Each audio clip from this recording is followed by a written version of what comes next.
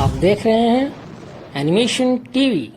तो पिछले एपिसोड में टैन्यू एटर्नल इमॉर्टल सेक्ट के सीक्रेट जगह पर आ गया था क्योंकि वो अपने फायर एट्रीब्यूट वाले तलवार को लेना चाहता था। इसके बाद अगले सीन में हम देखते हैं कि टैन्यू यहाँ पर चारों तरफ घूम रहा होता है और इसके बाद वो इसी तरह से उड़ते हुए वो एक जगह पर आ जाता है। इसी के साथ टैन्यू अब अपने असली रूप में भी आ गया था और फिर हम देखते हैं कि यहाँ पर भी उसके सामने कोई बहुत ही पावरफुल फॉर्मेशन लगी होती है, जिसे देख टैन्यू कहने लगता है कि यह फॉर्मेशन तो बहुत ही खतरनाक लग रही है। इसलिए उसे समझ में आ जाता है कि यह सुवान ईगल स्ट्रेंगुलेशन फॉर्मेशन नहीं है, बल्कि असल में वो सियान यिंग इमोर्टल एक्सटर्मिनेशन फॉर्मेशन से भी ज्यादा पावरफुल है। अब इस बात की वजह से टैन्यू थोड़ा सा हैरान होता है और फिर कहने लगता है कि मॉर्टल वर्ल्ड में ऐसे बहुत कम लोग हैं जो कि इतने हाई लेवल वाले फॉर्मेशन को सेटअप कर सकते हैं। अब इस बात की वजह से टैन्यू को समझ में आ गया था कि इस फॉर्मेशन को जरूर ही एटर्नल इमॉर्टल सेक्ट के एंसेस्टर ने लगाया होगा। इसके बाद हम देखते हैं कि टैन्यू इस फॉर्मेशन के बारे में कुछ देर सोचता है और इसके बाद वो अपने पास से गोल्डन कलर वाली एक स्टोन निकालकर उसके अंदर डाल देता है। इसके बाद हम देखते हैं कि टैन्यू भी इस फॉर्मेशन को पार करते हुए यहाँ पर ऊपर आ जाता है ताकि वो यहाँ से अपने फायर एट्रीब्यूट वाली तलवार को खोज सके।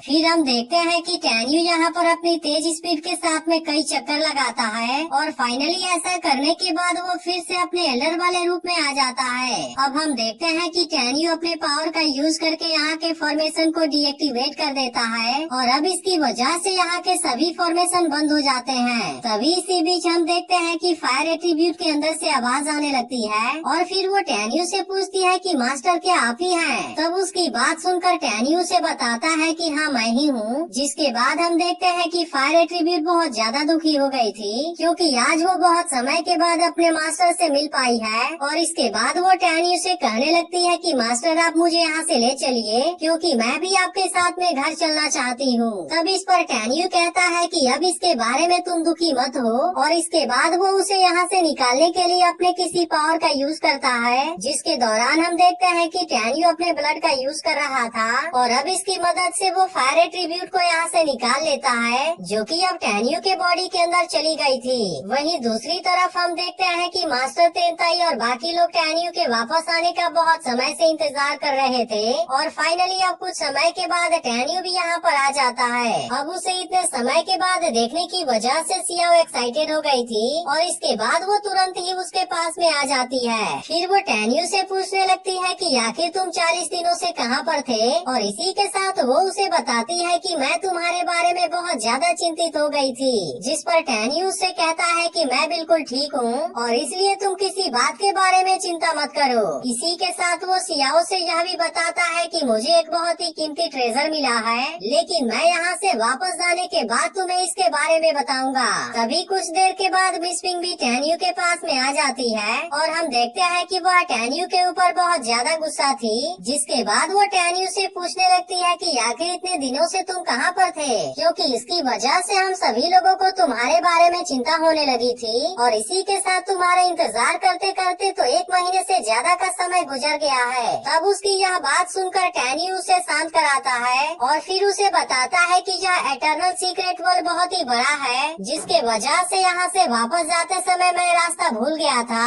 और इसीलिए मुझे यहाँ पर वापस आने में भी देरी हो गई। लेकिन तभी मास्टर तेंताई मिस विंग से टैन्यू के ऊपर गुस्सा होने से मना करते हैं और फिर वो उससे कहते हैं कि तुम उसे ब्लेम करना बंद करो क्योंकि फाइनली अब तो वह वापस आ गया है। इसके बाद हम देखते हैं कि मास्टर तेंताई इन सभी को बाहर ही वेट करने के लिए कहते हैं क्योंकि होली फॉर्मेशन से बाहर जाने के बाद कोई भी इसके अंदर वापस नहीं आ सकता था। अब मास्टर तेंताई की यह बात सुनकर मिस विंग भी बाहर वेट करने के लिए रेडी हो जाती है और इसके बाद वो अपने स्पीड बोट को निकाल लेती है। इसके बाद टैन्यू सियाओ से कंपटीशन के बारे में पूछने लगता है क्योंकि वह भी जानना चाहता है कि इतने समय में यहाँ पर क्या हुआ है। तब सियाओ उसे बताती है कि आर्टिफैक्ट और टेक्निक कंपैरिजन में divine soul immortal immortal palace पहले नंबर पर आया, जबकि स्पेल कंपटीशन में इटर्नल इमोर्टल सेक्ट जीत गया, जिसके वजह से हमारा हुआंगफू क्लैन इन सभी कंपटीशन में तीसरे नंबर पर आया है। इसी के साथ वो टैन्यू से बताती है कि मेरी मास्टर बहुत ज्यादा गुस्से में है, लेकिन फिर भी गोंगसुन और टियानफेंग ने इसमें बहुत अच्छा स्कोर किया था,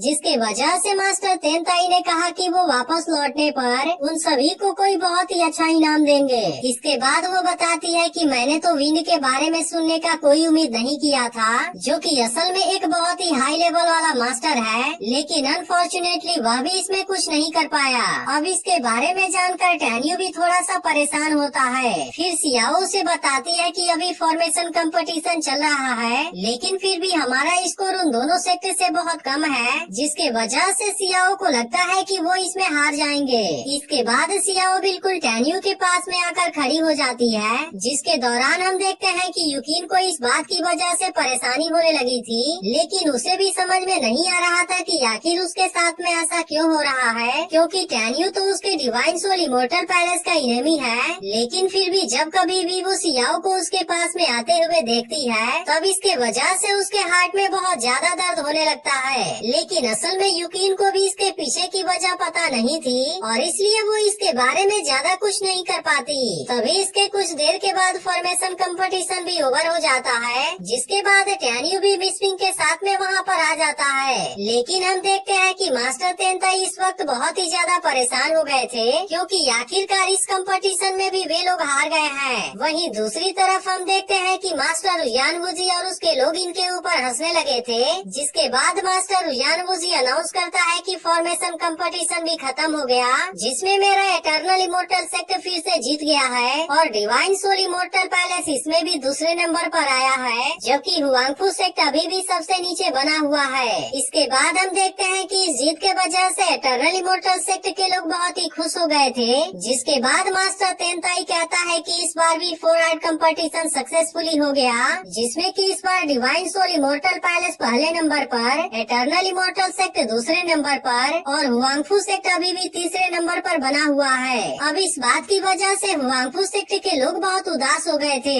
तभी मास्टर यानवुजी अनाउंस करता है कि आज से 100 दिन के बाद तीनों सेक्ट के टोटल 6000 फिटल सोल वाले स्टूडेंट सेलेक्ट होंगे, जो कि एटर्निटी ट्रायल में एंटर करेंगे। इसके बाद मास्टर यानवुजी मास्टर तेनताई और जुगी मास्टर को भी इनवाइट करता है, ताकि वो इसमें समय से आकर अपने स्टूडेंट को लीड कर सके। इसके बाद हम देखते हैं कि मास्टर यानवुजी मास्टर तेनताई को भी कुछ दिन रुकने के लिए कहता है, लेकिन इसी के साथ वो कहता है कि अगर कोई सेक्ट यहाँ पर नहीं रुकना चाहता तो फिर वो यहाँ पर जा सकता है, मुझे कोई परेशानी नहीं है। अब इन सभी बातों की वजह से मास्टर तेनताई को गुस्सा आने लगा था, और फिर वो सोचने लगते हैं कि मुझे लाइफ टाइम यहाँ पर बहुत ही बुरी तरह से ह्यूमिलेट किया गया है, जिसके वजह से इटर्नल इमोर्टल सेक्ट और डिवाइन सोल इमोर्टल पैलेस को इसकी बहुत बड़ी कीमत चुकानी पड़ेगी। तभी इसी बीच हम देखते हैं कि जुगी मास्टर तेनताई से बात करने लगती है, और फिर वो उसे बताती है कि टैन्यू और युकिन के बीच में होने वाली फाइट में केवल 10 दिन बचे हुए हैं, इसलिए अगर तुम चाहो तो यहाँ से जाने से पहले इनके बैटल के लिए वेट कर सकते हो।